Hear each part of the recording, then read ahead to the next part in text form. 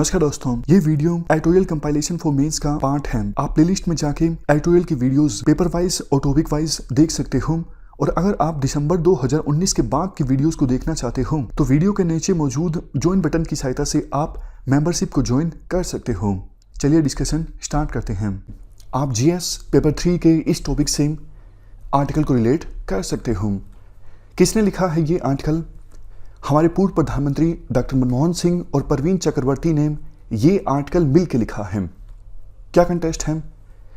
देखो, जब से कोविड-19 आया है तब से इकोनॉमिस्ट के बीच डिस्कशन चल रही है कि इस महामारी का ग्लोबल इकोनॉमी पर असर क्या होगा।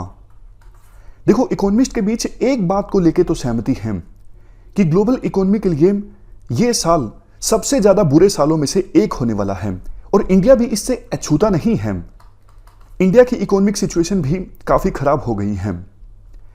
पिछले कई दशकों में यह पहली बार होगा कि हमारे देश की इकोनॉमी ग्रो करने के बजाय श्रिंक होगी। देखो, किसी भी डेवलपिंग कंट्री के लिए यह बहुत ज्यादा असामान्य बात है क्योंकि नाम में ही डेवलपिंग है, मतलब इकोनॉमी ग्रो कर रही है और इकोनॉमी का श्रिंक कर जाना यह काफी ज्यादा असामान्य बात है। बात सिर्फ देखो जीडीपी के नंबर्स की नहीं है, बात यह भी है हमने पिछले कितने सालों से मेहनत की है, करोड़ों लोगों को हम गरीबी रेखा से ऊपर लेके आए हैं। हमारी सारी मेहनत व्यर्थ हो जाएगी इस महामारी के कारण।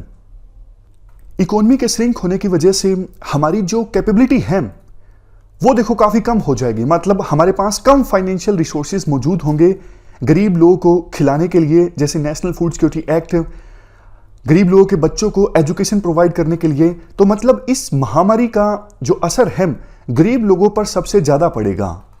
वैसे सरकार ने काफी सारे स्टेप्स लिए हैं इकोनॉमिक सिचुएशन को इंप्रूव करने के लिए, जैसे कॉर्पोरेट टैक्स रेट का कम करना। गवर्नमेंट ने सोचा था अगर कॉर्पोरेट टैक्स रेट हम कम करेंगे तो कॉर्पोरेट ग्रुप्स के पास ज्यादा पैसे होंगे, मतलब उनके पास पैसों की बचत होगी और वो इन्वेस्ट करेंगे तो जॉब्स जनरेट होंगी, लोगों के हाथों में पैसा आएगा, डिमांड जनरेट होगी। लेकिन ऐसा नहीं हुआ। गवर्नमेंट का फोकस लोकल पर भी काफी ज्यादा है। गवर्नमेंट चाहती है कि हमारे देश में लोग ज्यादातर इंडिया का ही सामान परचेज करें। इस वजह से दूसरे देशों से जो इंपोर्ट होता है उस पर भी गवर्नमेंट रिस्ट्रिक्शंस लगा रही है। इसे कहा जाता है प्रोटेक्शनिज्म। राइटर ये कहते हैं देखो, इससे बहुत सालों का जो इकोनॉमिक गेन है वो भी, उसका भी नुकसान हो जाएगा अगर हम इस प्रकार से प्रोटेक्शनिज्म को प्रमोट करेंगे। इससे फायदे के बजाय नुकसान भी हो सकता है। इसके अलावा भी मार्केट में लिक्विडिटी को इन्फ्यूज करने के लिए सरकार ने काफी स्टेप्स लिए हैं, जैसे बैंकों का रिकैपिटलाइजेशन हुआ है, आरबीआई ने इंटरेस्ट रेट को काफी कम किया है, एमएसएमईज को 3 लाख करोड़ का पैकेज दिया गया है। सरकार ने देखो स्टेप्स तो काफी लिए हैं, बट ये स्टेप्स कारगर नहीं हैं देश की इकोनॉमी को फिर से पटरी पर लाने के लिए। इसके बाद देखो राइटर एक कंसेप्ट देते हैं। राइटर कहते हैं देश की इकोनॉमी देखो तब पटरी पर आएगी जब विभिन्न स्टेक होल्डर्स में एक विश्वास जगेगा, जनता में विश्वास जगेगा कि अगर हम बाहर जाके परचेजिंग करेंगे, काम करेंगे तो हमारी हेल्थ पर कोई इंपैक्ट नहीं पड़ेगा। मैं आपको छोटा सा एग्जांपल देता हूं। मार्च से पहले हजारों की संख्या में या फिर इवन लाखों की संख्या में स्टूडेंट्स दिल्ली में रहकर सिविल सर्विसेज की तैयारी कर रहे थे, खास करके मुखर्जी नगर और राजेंद्र नगर के एरियाज में। बट देखो, जैसे ही ये महामारी आई 80% जो स्टूडेंट्स हैं वो इन एरियाज को छोड़ चुके हैं, अपने होम स्टेट में जा चुके हैं, जबकि इन एरियाज की इकोनॉमी मेनली स्टूडेंट्स पर ही डिपेंडेंट थी। आप छोटा छोटा एग्जाम्पल ले लीजिए, उस एरियाज में जो चाय वाले थे या फिर बैठ के जो न्यूज़पेपर बेचते थे, उनका काम अब ऑलमोस्ट ठप है।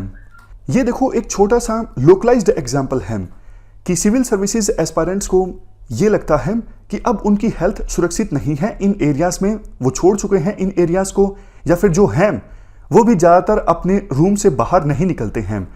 तो इन एरियाज की इकोनॉमी प्रभावित हुई। उसी प्रकार से पूरे भारत में बहुत से लोगों को यह लगता है कि अभी फिलहाल इस सिचुएशन में, महामारी की सिचुएशन में घर में ही रहेंगे तो ठीक है, तो सिर्फ वो देखो जरूरी सामान खरीदते हैं। अदरवाइज महामारी नहीं होती तो ऐसे लोग यूजली बाहर जाते हैं तो खर्चा करते हैं, मॉल्स में जाते हैं, सिनेमा हॉल्स में जाते हैं, जिम में जाते हैं, बहुत सारी परचेजिंग करते हैं, लेकिन ये सब चीजें वो अब नहीं कर रहे हैं, घर से बाहर ही नहीं कर रहे हैं। अगर देखो वो ये सब चीजें नहीं करेंगे तो हर एक इकोनॉमी एक्टिविटी प्रभावित होगी ना।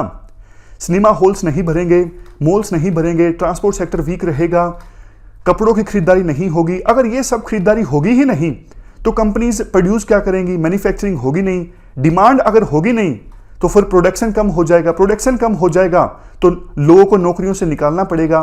तो घुमा फिरा के पॉइंट जो मेन बनता है वो यही बनता है, लोगों का विश्वास होना जरूरी है कि अगर हम घर से बाहर निकलेंगे तो सुरक्षित रहेंगे, घर से सेफली बाहर निकल के हम खरीदारी कर सकते हैं। ये विश्वास जगाना जरूरी है। इसके बाद देखो राइटर कहते हैं ना सिर्फ जनता में विश्वास जगाना जरूरी है, बट इकोनॉमी में दूसरे स्टेक होल्डर्स जैसे एंटरप्रेन्योर्स वो भी कॉन्फिडेंट महसूस करें कि हम अभी फिलहाल की सिचुएशन में इन्वेस्ट कर सकते हैं। ये भी हमें इंश्योर करना जरूरी है। इसके लिए भी सरकार को स्टेप्स लेने चाहिए। हमारे देश के जो इंडस्ट्रियलिस्ट हैं, एंटरप्रेन्योर्स हैं, वो भी कॉन्फिडेंट महसूस करें। इसके साथ साथ बैंकर्स में भी विश्वास जगाना जरूरी है कि वो बिना डर के लोन दे सकते हैं। आप डरिए मत कि फिलहाल की सिचुएशन में अगर आप लोन दोगे तो वो डूब जाएगा और आपकी जो एसेट्स हैं वो नॉन परफॉर्मिंग एसेट में कन्वर्ट हो जाएगी। इसके साथ साथ जो मल्टीलेटरल ऑर्गेनाइजेशंस हैं, for example IMF, world bank, इनमें भी विश्वास जगाना जरूरी है कि आप इंडिया को फंडिंग दे सकते हो। आपका जो पैसा है, आपका जो लोन है वो डूबेगा नहीं अगर आप इंडिया को लोन देते हो। इसके अलावा सोवरेन रेटिंग एजेंसीज, इनमें भी विश्वास जगाना जरूरी है कि भैया इंडिया में एबिलिटी है, इंडिया फिलहाल की इकोनॉमिक सिचुएशन से उबर सकता है, तो आप अभी हमारी जो रेटिंग्स हैं वो डाउनग्रेड मत कीजिए। तो इन सभी स्टेक होल्डर्स में विश्वास जगाना जरूरी है। अब देखो बात करें कि जनता में विश्वास कैसे जगेगा, उसके लिए तो सरकार काम कर ही रही है। सरकार कोविड-19 के फ्रंट पर लड़ रही है और वैक्सीन भी जल्द ही आ जाएंगी।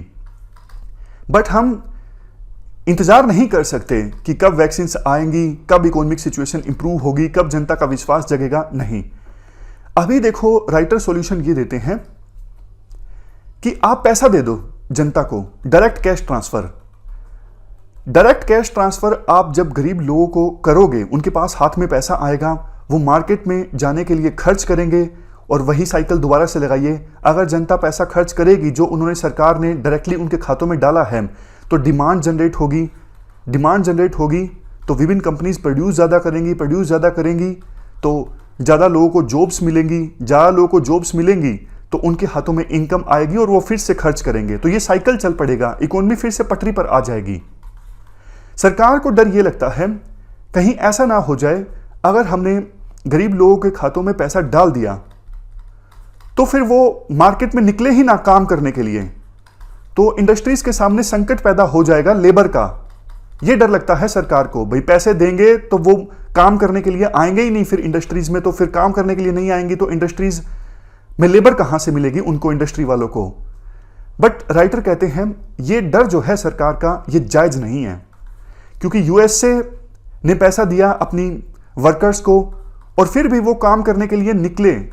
ऐसा कोई डिफिकल्टी यूएसए में सामने नहीं आई कि जनता को डायरेक्टली पैसा मिलने के बाद उन्होंने काम पे आने में छोड़ दिया हो।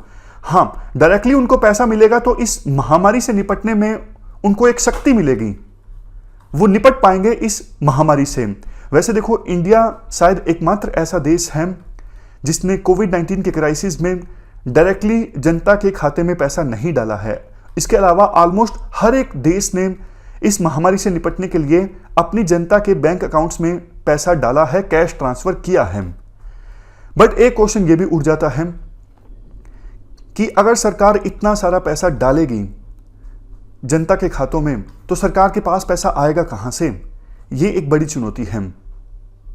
इसके लिए राइटर सजेस्ट करते हैं कि आप लोन लीजिए, क्योंकि फिलहाल की सिचुएशन में टैक्स रेवेन्यू तो सरकार को इतना प्राप्त हो नहीं रहा है, काफ़ी कम टैक्स प्राप्त होगा इस साल सरकार को। तो सरकार को लोन ले लेना चाहिए IMF से, वर्ल्ड बैंक जैसे इंटरनेशनल इंस्टीट्यूशन से। और देखो वैसे इंडिया का ट्रैक रिकॉर्ड काफ़ी अच्छा रहा है।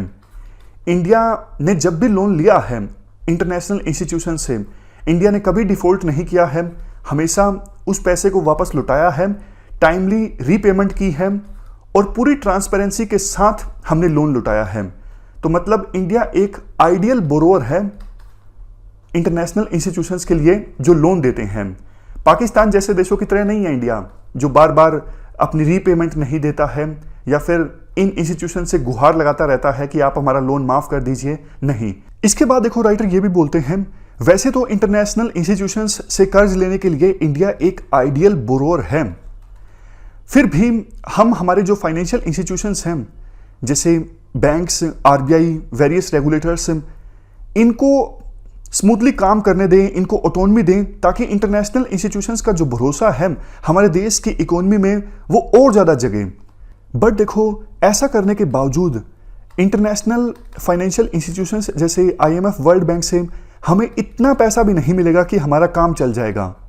पैसों की आवश्यकता तो फिर भी हमें होगी। तो इसके लिए राइटर सजेस्ट ये कहते हैं, पहले जैसे देखो डेफिसिट का मोनेटाइजेशन होता था, उसी प्रकार से पैसों की प्रिंटिंग की जा सकती है आरबीआई के द्वारा। बट देखो, ये स्टेप सरकार तभी ले जब बाकी सारे जो सोर्सेज हैं रेवेन्यू को इकट्ठा करने के, वो खत्म हो जाएं।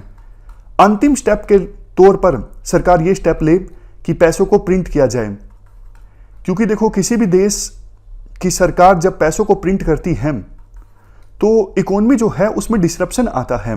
कल को तो देखो इस प्रकार से सरकारें पैसा प्रिंट करने लग जाएंगी, जब भी इकोनॉमिक सिचुएशन खराब होगी तो इन्फ्लेशन काफ़ी ज़्यादा आ जाएगा, पैसों की वैल्यू कम हो जाएगी, रुपए की वैल्यू डॉलर के मुकाबले में बहुत ज़्यादा कम हो जाएगी, इन्वेस्टर्स का जो भरोसा है देश की इकोनॉमी से वो उठ जाएगा, सोवरिन रेटिंग एजेंसीज हमारी रेटिंग्स घटा देंगी। तो ये जो स्टेप है वो तो सरकार बिल्कुल तब ले जब सारे जो सॉल्यूशंस हैं वो खत्म हो जाएं। लास्ट में कंक्लूजन में राइटर यही बोलते हैं, ये सारे स्टेप्स सरकार को लेने होंगे देश की इकोनॉमी को फिर से पटरी पर लाने के लिए। जनता में कॉन्फिडेंस को रिस्टोर किया जाए, डायरेक्ट कैश ट्रांसफर की सहायता से हमारे इंस्टीट्यूशंस को ऑटोनॉमी दी जाए ताकि वो स्मूथली काम कर सकें। बैंकों का भी कॉन्फिडेंस रिस्टोर करना है, अगर कैपिटलाइजेशन की आवश्यकता है तो सरकार कैपिटलाइजेशन करे।